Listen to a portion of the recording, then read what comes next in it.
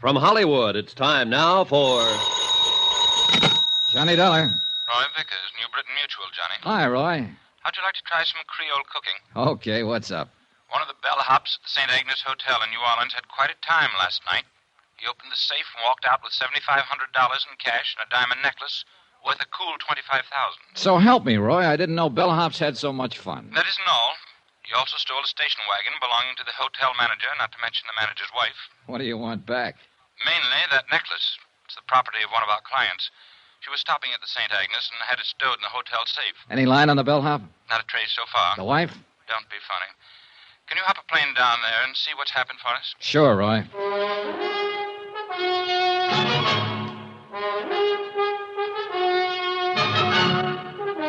Tonight and every weekday night, Bob Bailey in the transcribed adventures of the man with the action-packed expense account, America's fabulous freelance insurance investigator... Yours truly, Johnny Dollar.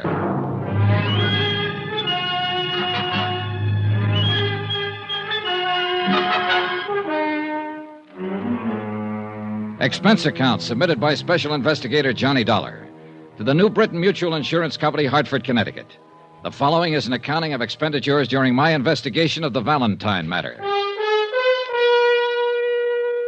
Expense account item 1, $175 and no cents. Airfare and the incidental costs it takes to get from Hartford to New Orleans. Once there, I was more than surprised to discover the police had wound up the whole case. The prodigal bellhop, along with the $7,500 in cash, the diamond necklace, the station wagon, even the manager's wife, had all been recovered. Everything and everyone tearful, but intact. I reported this development to all parties concerned, phoned the airport for a reservation back to Hartford, which they said would be the following afternoon, and then looked around for something to do. I found a spot on Burgundy Street that seemed to be less crowded than the others and settled down for the evening. That's where it happened. He was sitting alone, tall, gray-haired, rugged. A face full of some 50-odd years, I guessed, and full of some other things no one could guess. It was 3 drinks at the bar before I made out who he was, who he had been. A man who was once big, in a way that only Prohibition made them big. This seat taken? No. Mind if I sit down, Mr. Valentine? Well, you can't be that old. How old? Old enough to recognize me. Recognize you from your picture. Long time ago. Time. I guess I could tell you more about that than anybody. You a cop? No, I'm an insurance investigator. You were a cop once? Once. Can I buy you a drink, Mr. Valentine?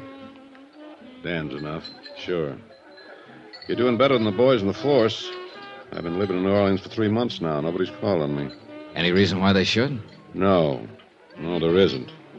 But then no one's ever figured out a way to stop a policeman from making a visit when he wants to. That's true. That's a funny thing. There's a lot of policemen I've liked in my day. Visiting policemen. That is, on certain days. You're too young to remember much about it, Dollar, but a long time ago, a bunch of old women made a law called the Volstead Act. Sure. Prohibition. Everybody heard about it. Including the old women who passed the law. You see, this law was supposed to be for the other guy, not for them. Anyhow, a lot of people started bottling up violations of this Volstead Act. You tired? No, not a bit, Dan.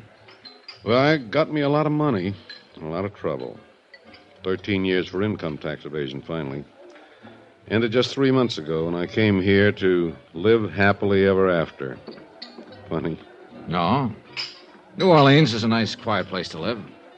Better still, no one's bothering you. That's the way I want to keep it. And they can pass 1,000 stupid laws, and I'm not going to fall for any of them. Everything the book says, everything in order. How's that sound? Pretty good. You believe it? Yes, I do. Then I've got my point over. I'm flattered that you recognize me, Dollar. I paid back 10 days for every one I took. Now, all I ask is that you don't ask the police to bother me. Okay. As far as I'm concerned, Dan, you didn't even have the dinner I'm about to buy for you. Dollar, it's nice to come out of prison and be recognized by a nice guy. Where'll we go, Jimmy Moran's? That's where we went, and it was a swell dinner. Only Dan Valentine didn't eat much of it. He tried to smile and crack wise, but there was a sadness about him that stood in the way. I wanted to ask him more questions about those days back when, but I didn't.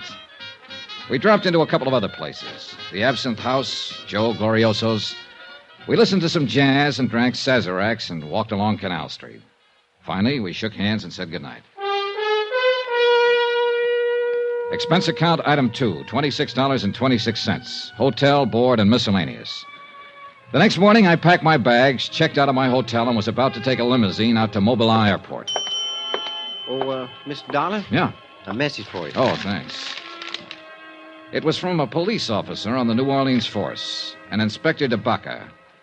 Could I drop by before I left town? I went right over and met DeBacca, a tall, lean, gray-haired man with 30 years' service who kind of puzzled me at first. Thanks for coming by, Dollar. Sure. Sit down. What's up? The bellhop take back his confession on that necklace theft? No. This is something else, Dollar. Dan Valentine. Oh. You met him about 6:30 last night. You had 2 drinks with him, and you went over to Moran's and had dinner. You went to 2 other places. You left him at 11:30. Yeah, I also brushed my teeth when I got back to the hotel, but I bet you can't tell me what color my Now, pajamas take were. it easy. Just take it easy. Maybe I'm saying this bad.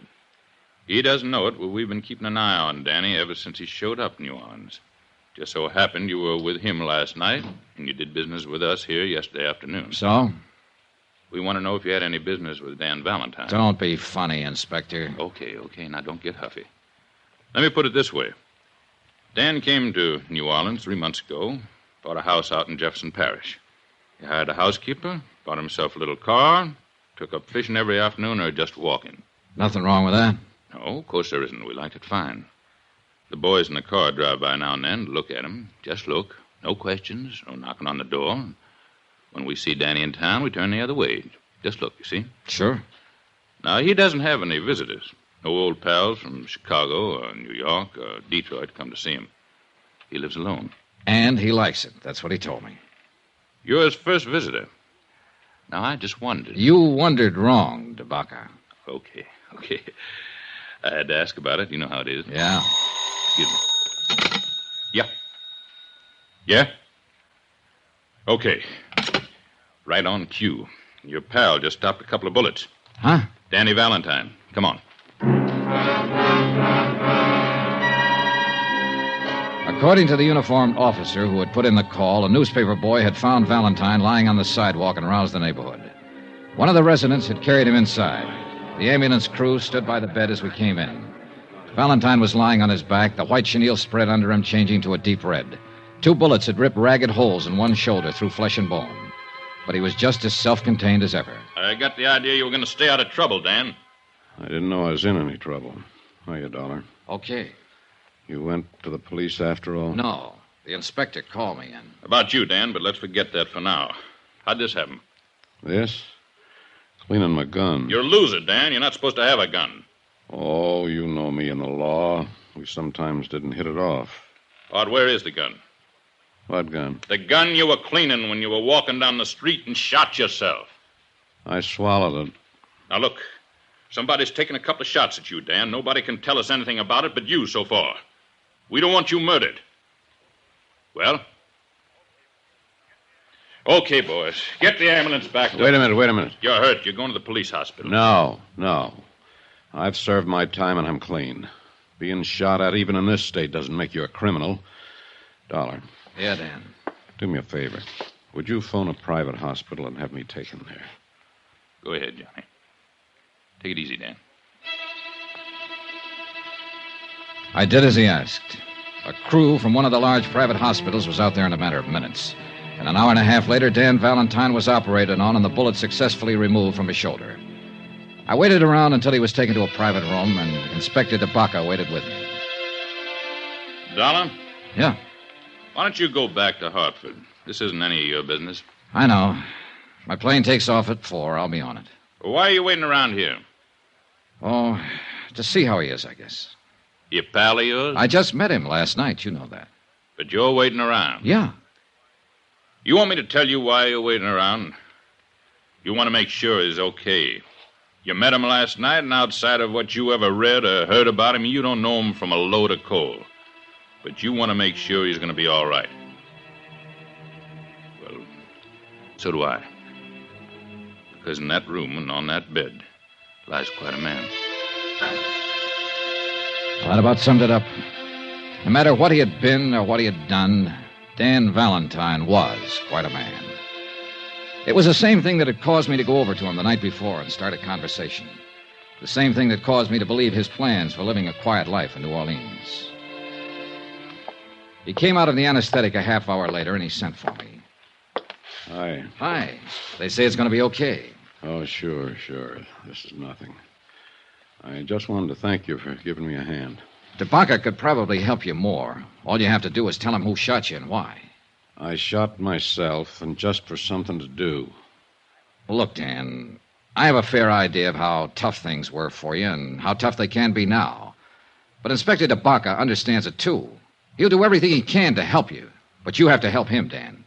Tabaka's a good boy. You're right. You'll tell him who shot you? If there was any way he could help me, I'd let him know first. I'll handle this myself. Guess you'll want to be getting your airplane. Yeah. Good luck, kiddo. Same to you. I went back to my hotel, picked up my bags, and took a cab to Mobilon Airport. My plane had developed engine trouble, and there was going to be a 5-hour delay. I killed time at the bar and in the restaurant and just standing around looking at the field at night. By that time, the newspapers carried the story of the attempt on Dan Valentine's life. It was as skimpy as the story Dan had told himself, and it troubled me. Mr. Dollar. Yeah? Long-distance call for you from Hartford. You can take it right in there. Oh, thanks.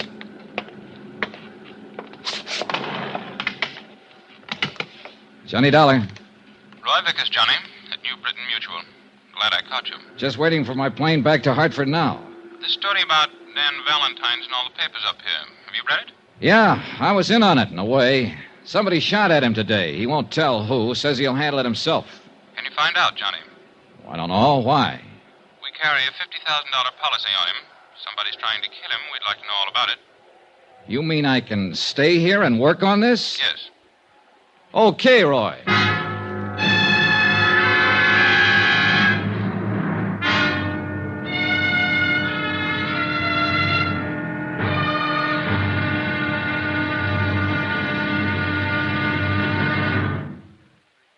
There'll be another intriguing episode in our story of the Valentine matter tomorrow. Tomorrow, all the King's men, that could be the New Orleans police force, try to keep one man alive.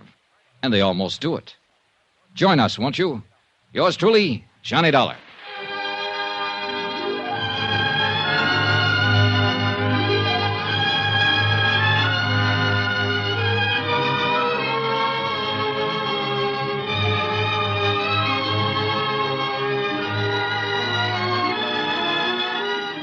Yours truly, Johnny Dollar, is transcribed in Hollywood. Written by John Dawson, it is produced and directed by Jack Johnstone. Be sure to join us tomorrow night, same time and station, for another exciting episode of Yours truly, Johnny Dollar. Roy Rowan speaking.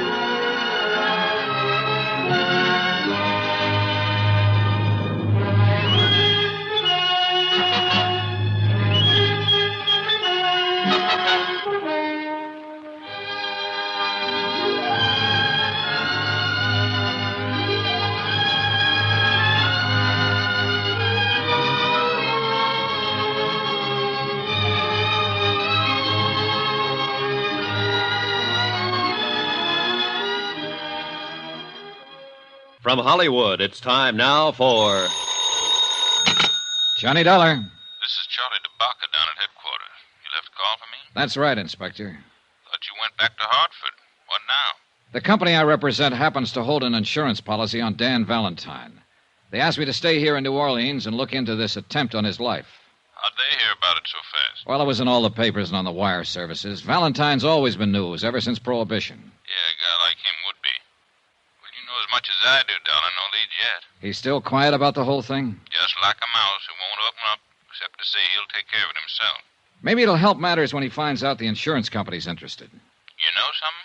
What? I don't think me, you, the whole force, the insurance company, or anybody else can keep that bird alive unless he helps us.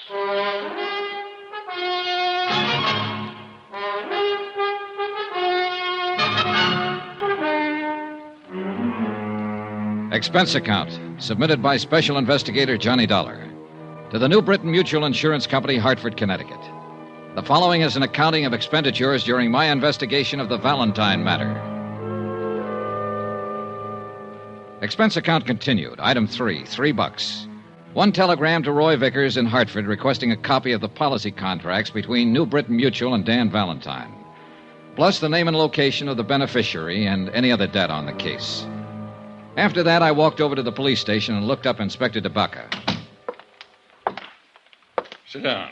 Thanks. I don't quite get this, Dollar. What's your part? Well, the insurance company would like a full report on everything that's happened, that's all. You could give them that on the back of your thumbnail, couldn't you? Not quite, Inspector. Oh, you mean a separate report from what we have? Something like that, yes. Well, it's their dough. They can spend it any way they want to, I guess. If there's any reason for them canceling the policy on Valentine, they'll do it. The fact that somebody shot at him a couple of times and came near killing him is one thing. The fact that he won't open his mouth about it is another. They're looking for a way out? I didn't say that. They just want to make sure about everything, that's all. An insurance policy's a contract, mutually beneficial to both parties. Both parties have to keep the line of that contract. They don't figure Danny Valentine's running around shooting himself for insurance money. Inspector, they don't figure anything. Well, now that you've been official, be unofficial. What's your idea? Well, Valentine's got a legitimate policy with the company. They don't want to see him killed. They tell me to investigate the shooting. Actually, they're telling me to see to it that he stays alive and well. Well, that makes sense. Good luck. If you'll sort of let me tag along on the case, I'd appreciate it. Well, we'll see. Oh, what's the matter now? It just occurred to me. Valentine bought a house out in Jefferson Parish 3 months ago, a couple of days after he was released from a federal pen. Now, he's lived there quiet, minding his own business, keeping his nose out of trouble. Yeah. Well, as long as a man does that, even a man with a background like Valentine's, as long as a man does that, we don't bother him, and he doesn't bother us. Well, so? So what happens? Yesterday, you meet him and have a couple of drinks with him. Hello and goodbye. Boom, boom. He gets shot twice. By somebody, somewhere. You a bad news boy? Now, that's as wild as you can get. We had nothing together except the drinks. You sure? I'm sure. Well, I'm thinking about it just the same. Here. Be back in a minute.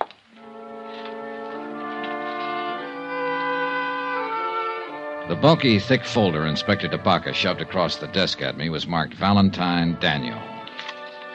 It started in 1915 and was fat with yellowed clippings all the way through 1942. There was a pretty good history of Dan Valentine and the age he lived in. He was born in Ireland and had fought in the Irish Rebellion. He was regarded as both hero and scoundrel. For his own good, he came to America. Somehow, he started out in the wholesale drug business. And understandably, it was an easy step to making prohibition alcohol. And an even easier step to make prison on an income tax evasion charge. The folder mentioned a wife and a daughter who seemed to have successfully avoided most of the newspaper headlines that had involved Dan Valentine. There was one picture of Mrs. Valentine taken in 1928. That's about as far as I got when DeBacca came back into the room, not alone. Interesting stuff? Very, Inspector, very. Well, here's something more interesting. My men have been covering the neighborhood where the shooting happened yesterday afternoon. This man's a witness. This is Mr. Dollar. He's an insurance investigator. It's Willie Blakely. Oh, how do you do, sir? Hope you can help us, Willie. Well, I can try, I really didn't see too much. See, I was on my milk truck, and I saw this fella, this big fella, walking down the street. What's his name? Dan Valentine. Yes, sir. Well, he was just walking, like for an early morning walk, and then I saw this car come around the corner, and there were a couple of men in it. What kind of car? I think it was a Buick sedan. I'm not sure. It was a black car. You happen to get the license number? No. All right, go on. Well, sir, this Mr. Valentine, he looked up when he saw it coming, and he stopped. You know, kind of funny. No, I don't know. Tell me. Well, you know, like he was surprised.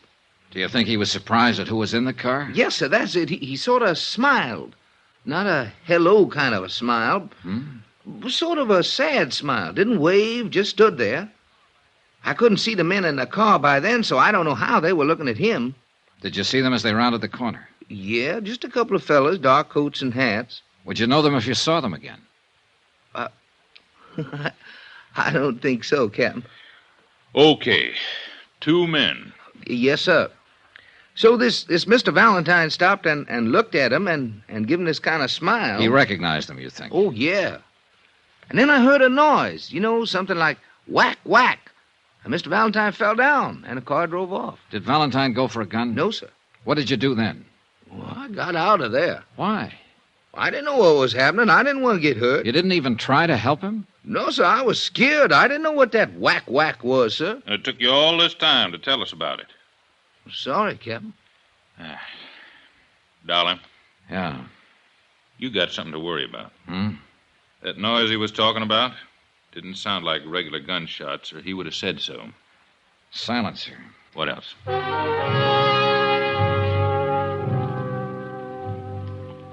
Inspector DeBaca continued to question the witness, trying to ascertain more details about the shooting, the car, and the men inside the car.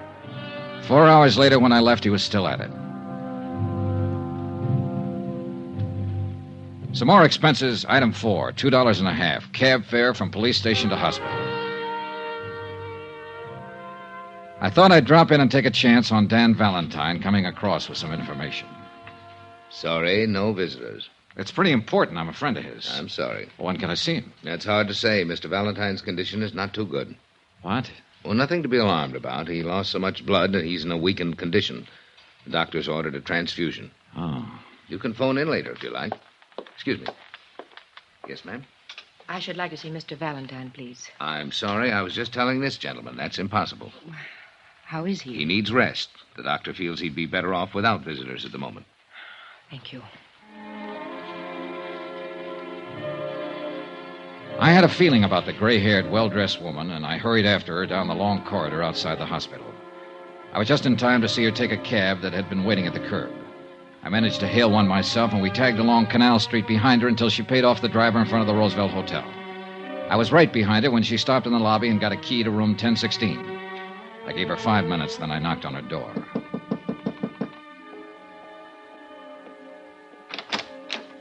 Yes? Hello, Mrs. Valentine. My name's Johnny Dollar. Ann Valentine looked at me for a long time. I had to hand it to her. There were no tears, no frowns or screams, just a wide, frank look from a woman who, by any man's standards, had once been beautiful. I haven't been called by that name for many years. You're a reporter, of course. No, I'm not. I'm an insurance investigator. In a policeman's office today, I saw one of the few pictures ever taken of you. At this hotel, I'm registered under the name of Ann Ward. Ward is good enough for me, Mrs. Valentine. May I come in? Yes. Now, what is it you want, Mr. Dollar? Possibly the same thing you want. To keep your husband alive. I believe that's up to the doctors, isn't it? Not quite. If he was shot at once and he won't help the police find out who did it, there's a reasonable chance he'll be shot at again. Do you know who did it? Well, who it might be. Look, the police have found a witness who describes 2 men as having done the shooting. Can you add anything to that? Mr. Dollar, I haven't seen Dan in over 13 years. I haven't written to him, talked to him, or contacted him in any way, either while he was in prison or these last few months he's been out. I see. It was his idea. But he must have had a reason. He did. Our daughter. Oh. She believes that Ward was her dead father's name. Do I make myself clear? Yeah. I read about the shooting. I caught the first plane here because I thought I might help Dan. My daughter thinks I'm on a little vacation by myself. You don't believe me, do you? Well, in view of what you've just said about not having written to him for 13 years... That was the way he wanted it. I was never ashamed of Dan, never. He was ashamed of himself and how his activities might affect us. He gave me everything I ever had out of life. In New Salem, that's where we live, and live very well because Dan saw to that part of it before he went to prison. We are considered very proper people, Teresa and myself. Dan sacrificed a great deal for that consideration. I think that you've sacrificed a great deal yourself, Mrs. Valentine. When I go back to the hospital to see him tonight, he'll probably tell me to pack my bag and go home, that there's nothing to worry about. But there is something to worry about, isn't there, Mrs. Valentine? He won't talk about it, and you won't talk about it, and both of you know all about it. Oh, Mr. Dollar, you're a very young man. I'm sorry if I sound like I could help you. I can't. Please go. I went back to my hotel and had some dinner. Then after a while, I put in a phone call to the hospital and found out I could talk to Dan Valentine between 7:30 and 9. About then, a special delivery came for me. It contained the information I wanted regarding the policy on Dan Valentine. I noticed that the beneficiary was a dual affair, wife and daughter, Ann and Teresa Ward. I had to check with Inspector DeBaca just once more. No luck. He had been unable to identify or locate the two killers described by the witness. He was trying to trace the car. 7:30 on the dot, I was at the hospital. The reception desk seemed reluctant to talk and referred me to the head nurse, who happened to be out to dinner, who referred me to the surgical nurse, who took me aside and told me to find a crystal ball. Mr. Valentine's gone. We have no idea when. How could he be gone? We started to give him a transfusion. He jumped up suddenly, knocked down one of the male nurses, grabbed his clothes, and ran out of the hospital. Just as simple as that. I thought he was in a serious condition. Shh, keep your voice down. He was in a serious condition, and it's going to be critical pretty soon. Running around town bleeding from 2 bullet wounds. If you want to keep him alive, Mr. Dollar, you better find him and find him fast.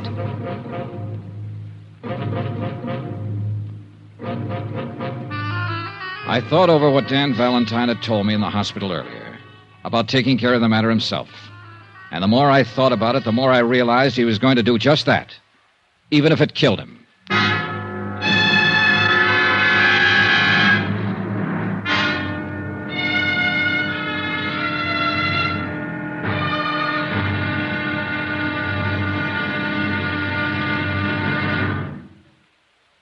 There'll be another intriguing episode in our story of the Valentine matter tomorrow. Tomorrow, what happens to a 30-year-old grudge when somebody explains it with bullets?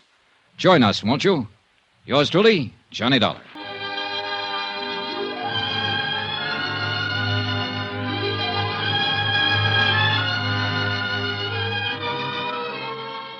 From Hollywood, it's time now for Johnny Dollar. This is Ann Ward. Mrs. Valentine. Have you heard anything about Dan? Nothing, Mrs. Valentine. The police are looking everywhere for him. I went to the hospital tonight, and they told me he walked out. He might die, Mr. Dollar. I know, Mrs. Valentine. Did you tell anyone I was here in New Orleans? If you mean, did I mention it to the police? No. Thank you, Mr. Dollar. That was very kind of you. But it makes me mad that I didn't, Mrs. Valentine. I know you don't want anybody to find you're related to him because of your daughter. But I also think you could help the police in this situation. You could help them find Dan and put him back in a hospital. Mr. Dollar, would you come over and talk to me, please? Please.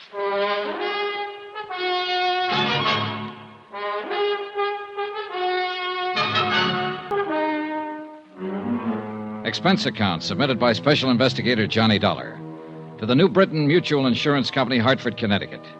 The following is an accounting of expenditures during my investigation of the Valentine matter. Some more expense. I believe this is item 5. Yeah, $4. 4 drinks for myself. When a next big shot of the roaring 20s like Dan Valentine carries a $50,000 life insurance policy and walks down the street one day and gets himself shot and refuses to disclose who fired the bullets, I have to do the worrying for the insurance company. When he decides to leave a hospital bed minus a pint or two of blood, I have to worry some more. I needed those drinks. You can just say I liked what I'd seen of the guy, and I didn't want him to walk around New Orleans bleeding to death.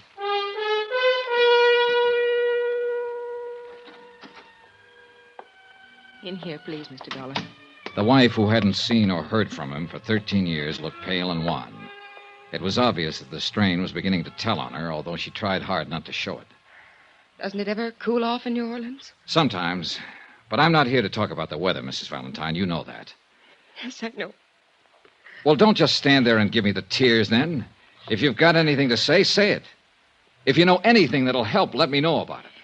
You're perfectly right in being angry with me. Mr. Dollar, I honestly don't know where Dan is. Well, do you know why he'd get up out of a hospital bed and endanger his life? I have an idea he might have wanted to see somebody. Who? I don't know. The two men who shot at him? Perhaps. I just don't know. We aren't getting anywhere, Mrs. Valentine. Look, I'm going to talk to you frankly. Why did he come here to live in New Orleans? Well, You live in New England with your daughter, Teresa. Obviously, Dan thinks a great deal of you and her. He's given you everything, provided for you with all of his troubles. Spent 13 years in prison. I can imagine his thoughts about you and her while he was in there. And yet he comes out and lives 2,000 miles away from you.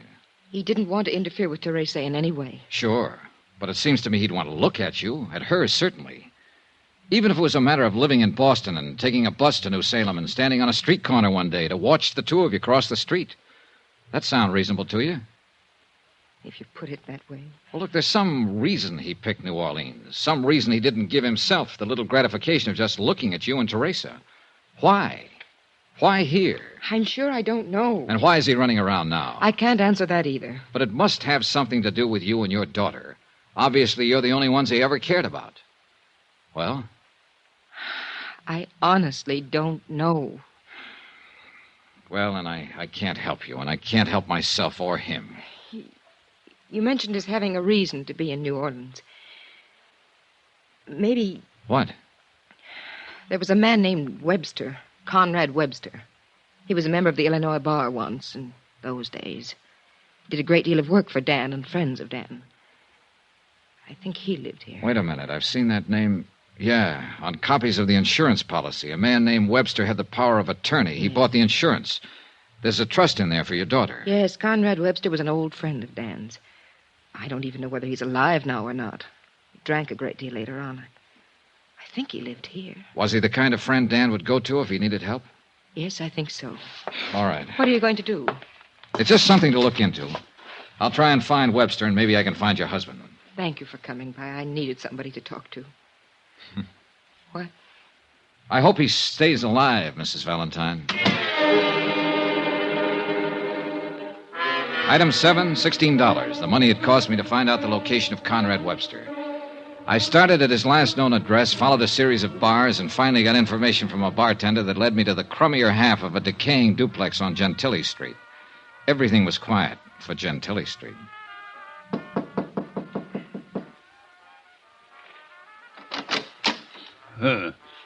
Young man, the drugstore delivers what I need most. The telegraph office what I dread most. Obviously, you represent neither, and therefore you are no concern of mine. Wait a minute. Are you Mr. Webster? Conrad Webster? I am he, and I am drunk and disheveled, and it is 3 o'clock in the morning. I'd like to talk with you. May I come in? You may not. This isn't exactly the hour for making calls, but I did stop by and pick up something to take the edge off. Sid. Huh? It's bonded. Oh, inside. Now then, you were going to apologize. Here you are, Mr. Webster. Oh, well.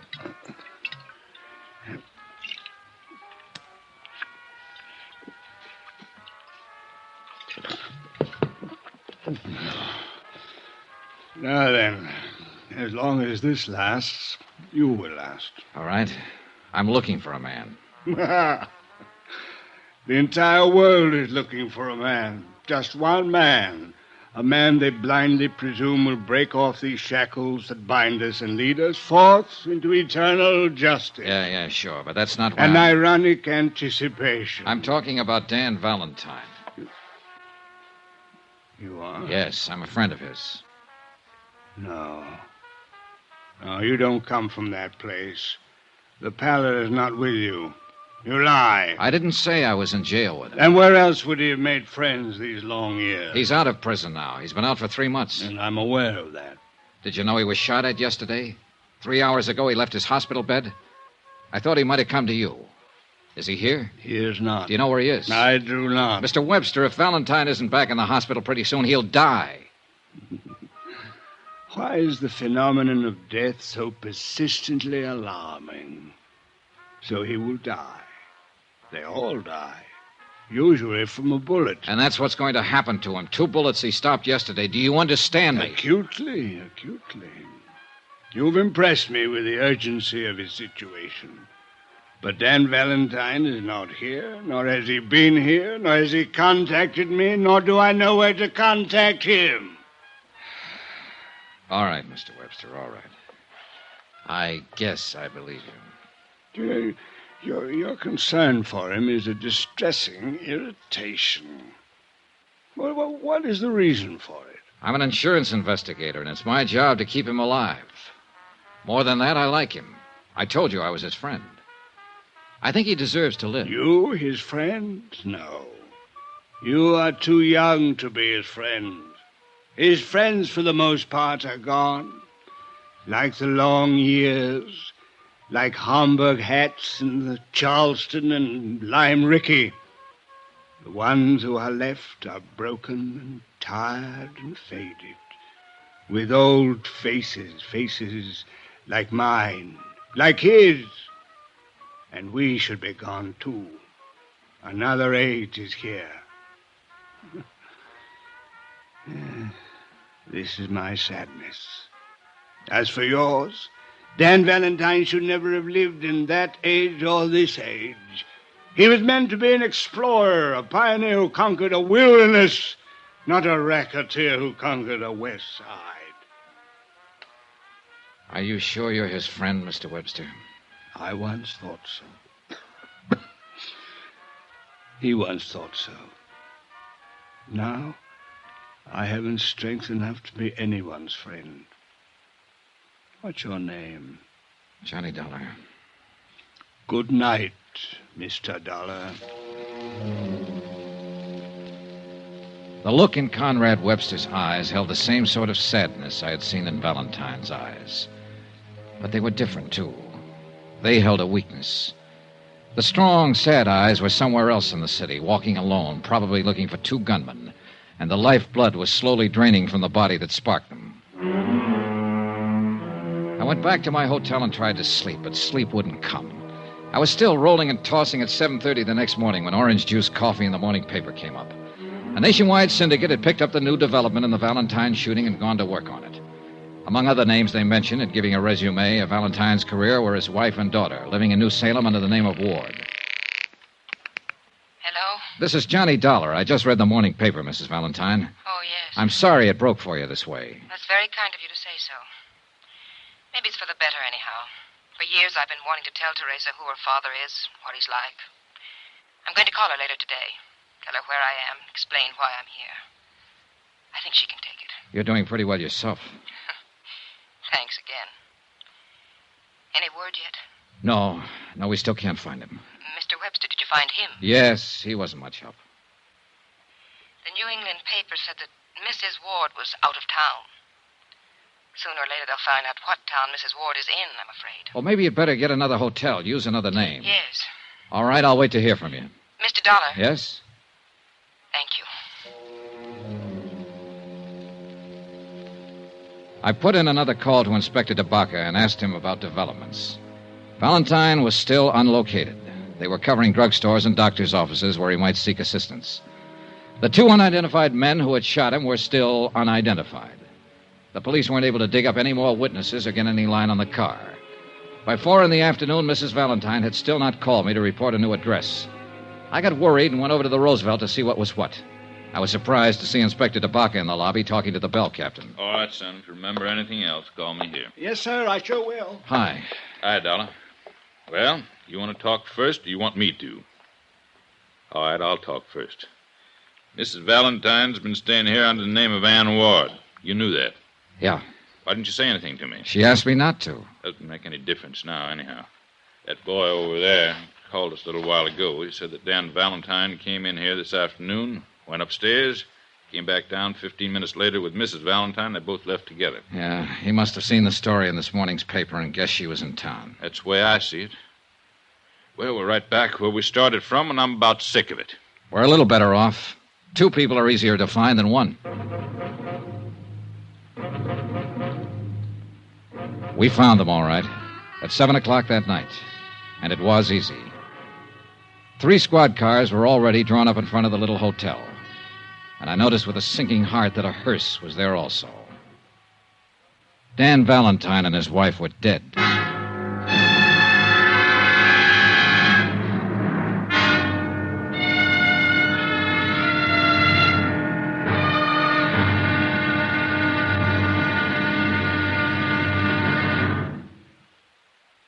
There'll be another intriguing episode in our story of the Valentine matter tomorrow. Tomorrow, proof that the murder of Dan Valentine and his wife aren't the only murders to be solved.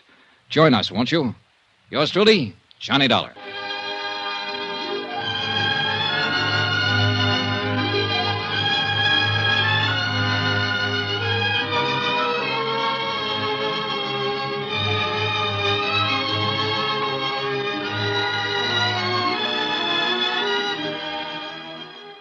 From Hollywood, it's time now for...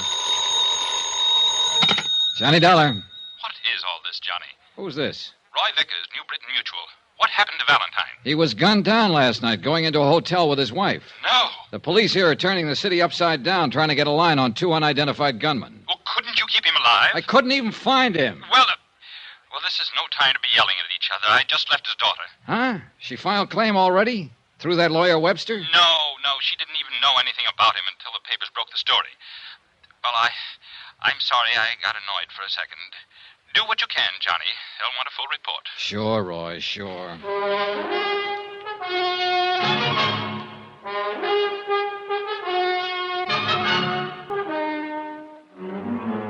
Expense account submitted by Special Investigator Johnny Dollar to the New Britain Mutual Insurance Company, Hartford, Connecticut. The following is a further accounting of expenditures during my investigation of the Valentine matter. Item 9, $7 for dinner. I had it with Inspector Charles DeBaca, New Orleans Police. He was a haggard, tired-looking man about that time. All of us were. You want some more coffee? No, thanks. 2 men, both about 6 feet, wearing dark suits and hats, medium to slight builds, one possibly 35, the other possibly 40. Well, that about ties up with the description of the 2 men who plugged Valentine earlier and earned him a place in the hospital. Yeah. We got more of a chance this time, though. Be some other witnesses. Somebody has to tell us what kind of a car they had and what direction they went. One thing, they weren't using silencers anymore. No, but they did a professional job. I think Valentine knew him, climbed out of that hospital bed to go out looking for him. Sounds reasonable. How do you figure the rest of it, Inspector? Well, Valentine saw the newspaper story and knew his wife was in town. He went over, got her, and I take it they were going to check into a new hotel when their friends showed up. She just happened to get in the way, huh? Sure. Why'd anybody want to shoot her? Why would anybody want to shoot him? Well, because no matter what he was now or how he was playing it, he still lived pretty hard way back then. A man who's lived the kind of life he has and done the things he has is bound to make a few enemies he'll remember. No, I think it has something to do with his family. I agree with you that Valentine probably made enemies all over. But he wasn't the kind of man to get excited about any of those kind of people. He pretty well knew how to take care of himself and handle trouble.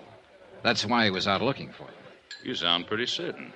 It seems to me that if Valentine had been expecting trouble from some of the old-timers, he'd have carried a gun.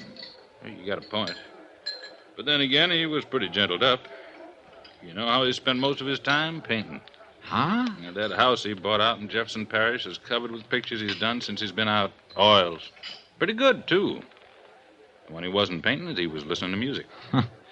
You'd hardly think of Danny Valentine taking up the arts. Hardly ever. Well, I gotta make a call and get busy. Yeah. Inspector. Yeah? Any objection to me going out and looking around that house? It's your privilege. Personally, I'm gonna look around town for a couple of gunmen. Anyone out there now? His cook, name's Yachino. Nice woman. Okay, I'll keep in touch with you, Inspector. Do that. Dollar. Now what? You forgot to tell me you looked up the old family lawyer, Conrad Webster, the other night. Oh, I was trying to find Valentine, the same as you. Well, if you happen to run into Webster again, you tell him to drop in and see me. Huh? He is missing. I didn't know what to say to that, so I left him standing there and went back to my hotel and shaved, changed clothes, and tried to go over the whole thing in my mind. I did phone into the police station and find out that the slugs that had killed Valentine and his wife were from an Italian-make pistol, a rum barrel, 37.5 caliber. So far, untraced. Expense account, item 10, cost of cab, from my hotel to Danny Valentine's house in Jefferson Parish.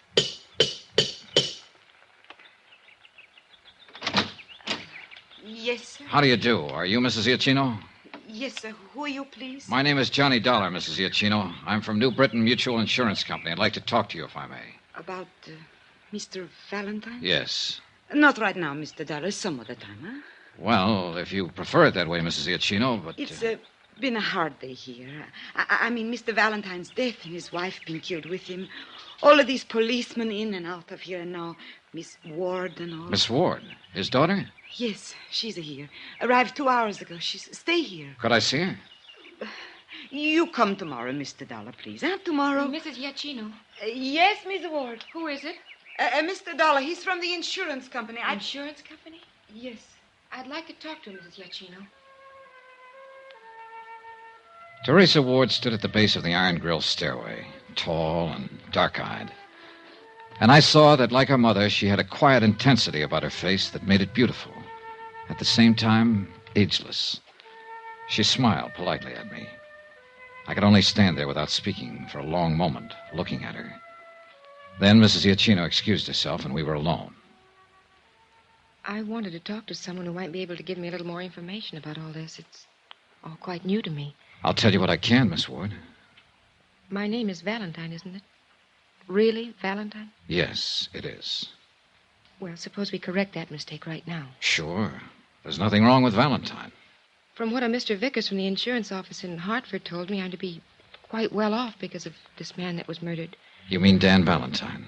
Yes, Dan Valentine. They tell me he was my father. Who told you? Oh, reporters at home and your insurance company. Mother told me my name was Ward. Poor thing. Must have been difficult for her over the years keeping the secret from me. Yes, she told me she thought it was the best thing. She, the same as he did. Tell me about my father. Was he a bad man? Oh, as good or as bad as the Volstead Act made people. I only met him a couple of times. To awaken one morning and discover that you're the only daughter of a famous racketeer who's been murdered. Look, Miss Ward, if he had anything to do with the way you turned out, with what you seem to possess within yourself, I'd say offhand that whatever he was or did, he thought of you. Are you flattering me? I'm not trying to. You seem like a very nice person. And so do you, Mr. Dollar. Will you tell me all about this, please? Well, let's see. You're 21, isn't that right? Yes. Just about 15 years ago or so, your father was on trial for income tax evasion. Just before he was convicted, he set up a trust fund with my insurance company to provide for you. It's been paying money for your support and education ever since. According to the terms of the trust, all of the money becomes yours now that your mother and father are dead. It comes to well over $50,000. That's all there is to it? Mm-hmm. I suppose I'm grateful to him. I suppose I should be grateful. I can't say that I'm particularly sorry about his death any more than I would be if any other human being died violently somewhere. But about Mother's death, I miss her very much already, Mr. Dollar.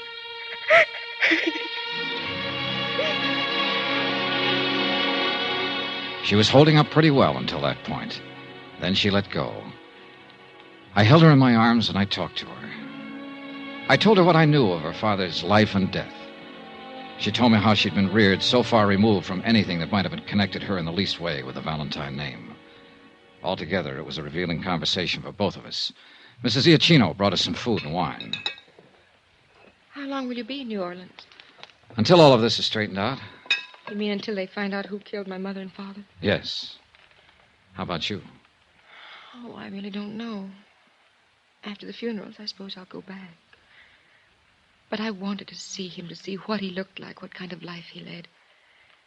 He was just an ordinary man, wasn't he? You seen these pictures before? No, this is my first time in the house. Looked like Italian landscapes to me. Very good. Mm-hmm. Must have been something he had with Mother. She was from Italy. May I ask you something? Yes. How do you feel about him now? Is this for your report? For myself. Well, since you've been here, these last 2 hours, I've begun to think of him for what he was. My father, I mean. I'd like to know why he was killed and who did it. Will I see you again? I hope so. Terry. Yes? I hope so very much. So do I, Johnny.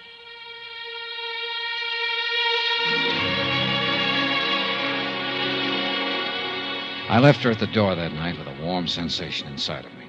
Something I certainly hadn't expected in the business at hand.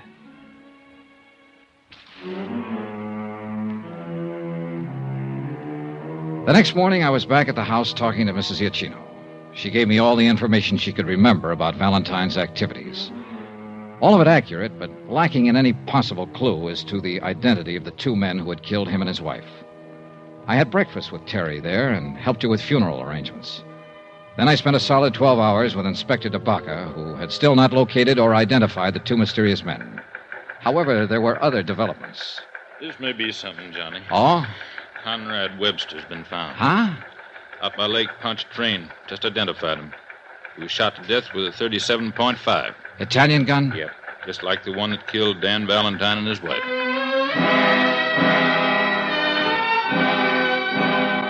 It later developed that the slugs taken from Webster's body, when compared with those that had killed the Valentines, were fired from the same weapon. The case took on proportions. Every available bit of information regarding the two ex-big shots of the 20s was located, read, and reread. It meant activity in cities like St. Louis, Chicago, Detroit, and New York. But no new information as to the identity of the killers. I went back to the house. Johnny. Here. What is this? You're shaking. Hold me, please. Sure. I suppose I'm being a terrible fool about it all, Johnny, but they've been after me all day. Cheap little things. Newspaper syndicate wants me to write my exclusive story as the shadow daughter of Dan Valentine. Fairy princess of a racketeer. Take it easy. Even Hollywood called some producer. Oh, Johnny, I shouldn't have come here at all. Then what would I have done, Terry? And what would I have done? Make yourself a drink, Johnny. I'll go put on a new face.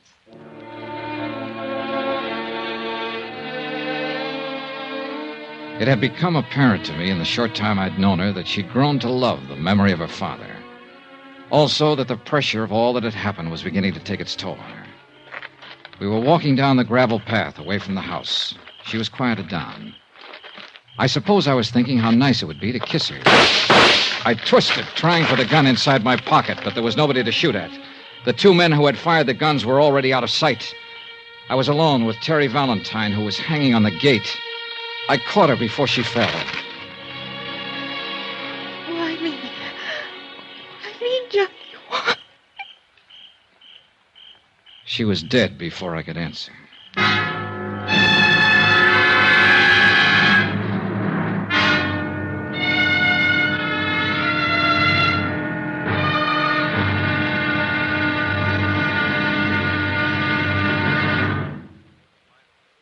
There'll be the final intriguing episode in our story of the Valentine matter tomorrow. Tomorrow, a sober lesson in how long, how far, and how deadly one man's hate can be. Join us, won't you? Yours truly, Johnny Dollar.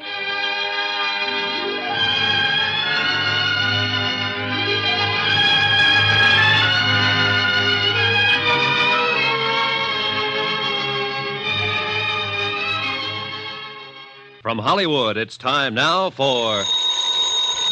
Johnny Dollar. Hey, what are you doing at the Valentine house? Get a car out here quick, Inspector. Terry Valentine's just been shot. Two guys Now, showed slow up... down. When did all this happen? A few seconds ago. Ambulance? No good, DeBacca. She died in my arms. Oh. Well, do you think they're still around there? They must be. I'm going looking. Now, wait a minute. This is a police matter. You stay put. I'll have a car there in 5 minutes and you can... Johnny, I heard that. Your gun. Now, look, you're all wound up. Don't do anything.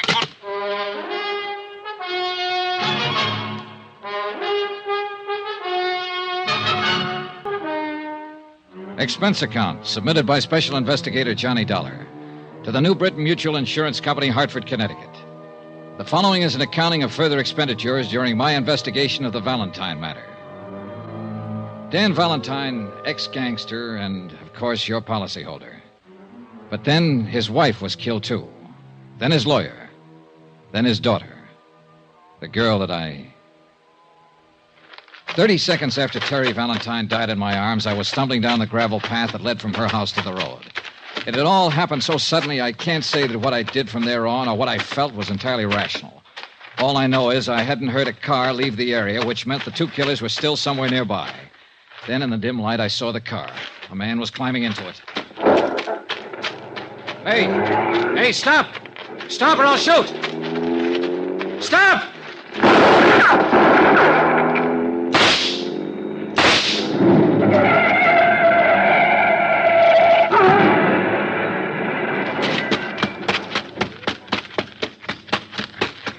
Get out of there.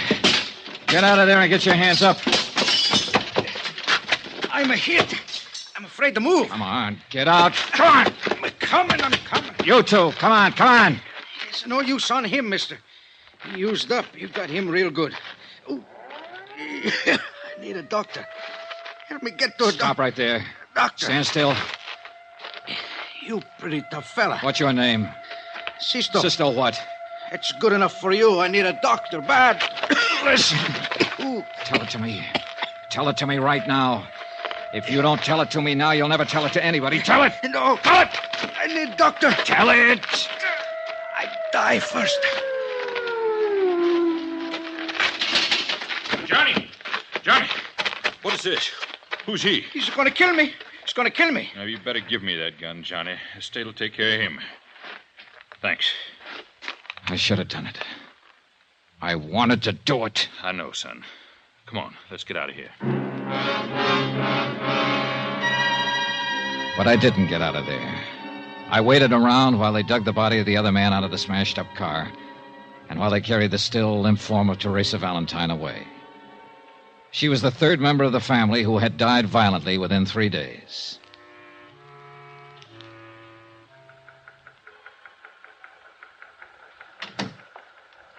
I'm sorry about it, Donna. Inspector, I was hoping I might have been wrong, but she wasn't dead. Oh, you weren't wrong. Which one shot her? Huh? The dead one or the one we still got in the hospital? Oh, I don't know. Both of them, I guess. You don't feel like talking to it. I'm just trying to pin it down. Well, what about him? Can't get much out of him so far. He's in pretty bad shape. Let me ask him some questions, Inspector. I'm no police officer. I don't have to obey any rules. Now, take it easy, kid. You were about to do that once, and we'd be holding you for murder if you'd have gone ahead. I know how you feel about Teresa Valentine. Has he said anything at all? Nothing. We found papers on him and the other one that makes them brothers, Sisto and Darby Chianti, from New York. So far, there doesn't seem to be any connection with the Valentines. But people like Valentine make a lot of enemies. But that girl doesn't figure. Yeah. I know you talked to her a lot these last couple of days, Johnny. What'd you say? Oh, nothing that had anything to do with this. You know yourself, she didn't even know her name was Valentine until her father got shot at. Yeah, that could have been an act. And you could have been 20 feet tall. Just trying. Try with that punk you got upstairs in the hospital. We will, Johnny. We will. Just... Pardon me.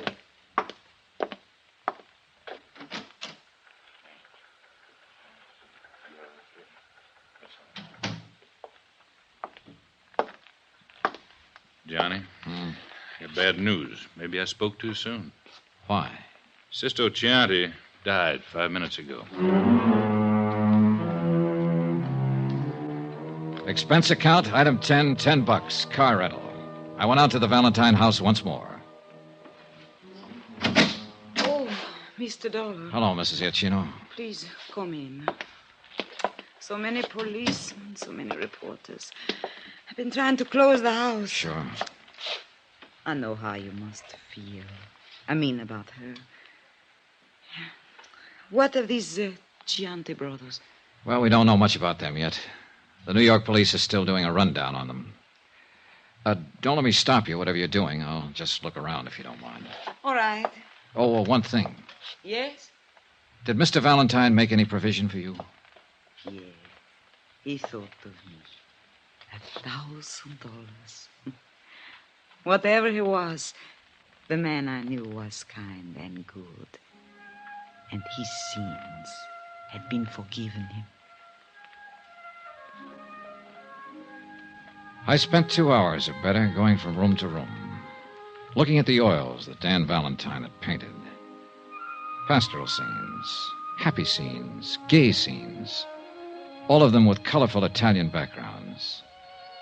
I was thinking about that when I walked into Inspector DeBacca's office late that afternoon. I don't get it, Johnny. Don't get what? Here. Just came from New York on the Chianti boys. Oh? They came to this country when they were 18 and 21. Both of them were naturalized citizens, lived with their father. Records? Not a thing. No trouble ever. What else? That's about it.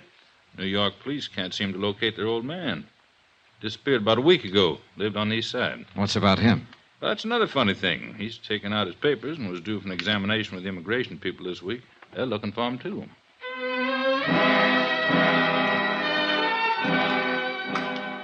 We went out and had dinner together and talked about the case. It had been a strange one. The deaths were useless, the motives unknown. I parted company with Inspector DeBaca and went back to my hotel to trouble it out with sleep. About 11 o'clock, I had a phone call. Johnny Dollar. This is DeBaca. Old man Chianti just showed up at our city morgue and wants to take his two sons back to New York for burial. 20 minutes later, I was standing in the coroner's office while Inspector DeBaca led a small, wizened old man into the room and sat him down on one of the chairs. Mr. Chianti, it's Mr. Dollar. How do you do? Mr. Chianti? I read about you. You killed my boys. Is it so? Yes. They'd killed 4 other people. I know. Bad. Why did they kill the Valentine family, Mr. Chianti? Why did they kill Conrad Webster, the lawyer? Do you know why? See, I know. Then tell me. They're all dead now. I'm still alive, Mr. Dollar. He refused to talk about his sons or any of their activities. DeBaca held him to answer to the immigration officials. He remained in his cell, silent and noncommittal to all visitors, including the chaplain. I appeared before the coroner's jury the following morning and was cleared of any charges. Pietro Chianti still had said nothing. And he looked at me as though he was going to keep on saying nothing. Mr. Chianti? I see you, Mr. Dollar. More questions? Dan Valentine's wife was your daughter, wasn't she? Wasn't she?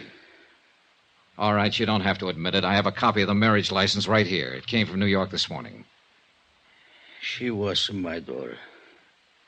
Is that all you have to say now? I no talk. Then I will, Mr. Chianti. Because your daughter, Mrs. Valentine, had a daughter herself, Teresa. A lovely, wonderful girl that your 2 sons killed. I happen to know that girl. I might have been in love with her, I don't know.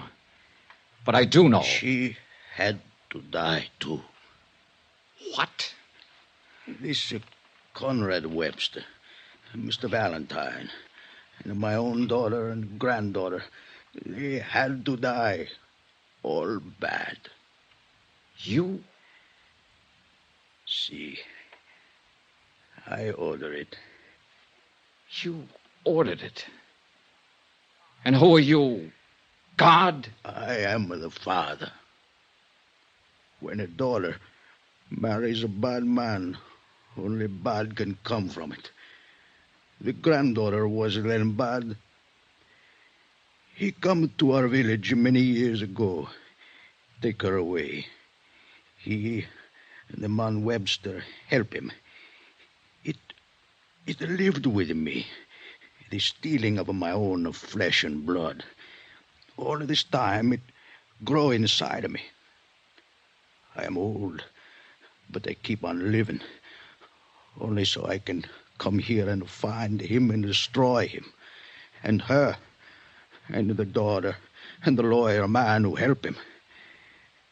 And I destroyed them through my sons. A whole family. Vendetta. Was that it? If you like. Vendetta. He was a bad man who did bad things. Bad man.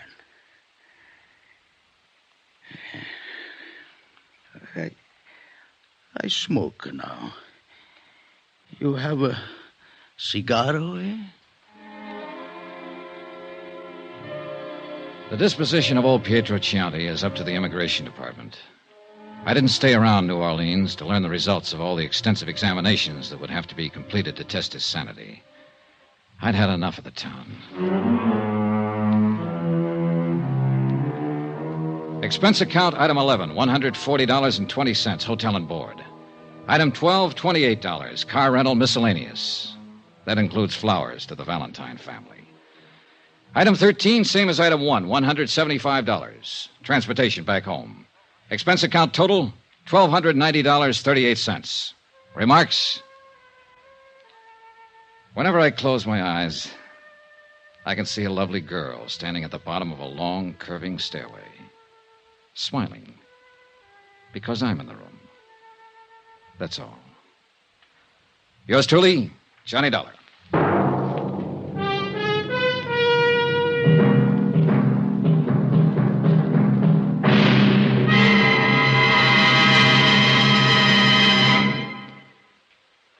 Remember, please, there'll be another exciting story for you beginning next Monday night. Monday, the Lorco Diamond Matter, in which a trip to Algiers makes Come With Me to the Kasbah sound like an invitation to a Sunday school picnic. Join us, won't you? Yours truly, Johnny Dollar.